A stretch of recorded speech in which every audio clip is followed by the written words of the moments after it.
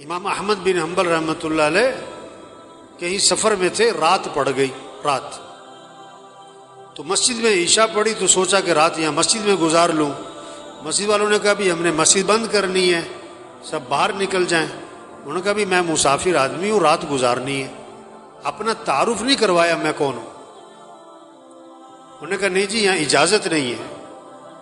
تو ایک آدمی وہ تندور پہ روٹی بناتا تھا، پکاتا تھا، تو اس نے دیکھا کہ کوئی بزرگ آدمی ہے، انہوں نے کہا آپ میرے ساتھ چلیں، میرے ساتھ رہیں آپ۔ وہ ساتھ لے گیا۔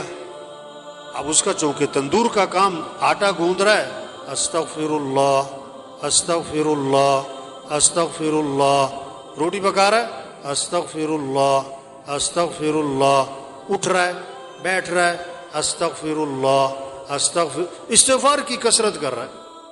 اب امام صاحب بڑے حیران ہوئے کہ یہ بڑا عجیب آدمی ہے، بہت استغفار کر رہا ہے، اس کی زبان پہ استغفار ہی استغفار۔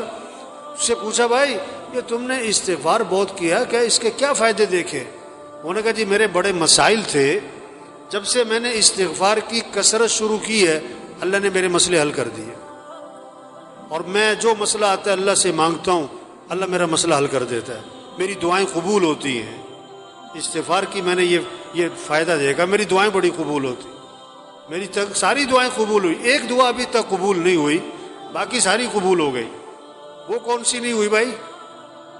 کہ میں نے نام سنا ہے کوئی امام احمد بن حنبل، بڑے اللہ والے، کوئی بزرگ آدمی ہیں، میں نے اللہ سے دعا مانگی کہ اللہ میری کبھی ان سے زیارت ملاقات تو کروا دے، میں ان کی زیارت کرنا چاہتا ہوں، یہ میں نے دعا مانگی، یہ ابھی تک قبول نہیں ہوئی، باقی ساری قبول ہو گئی ہیں۔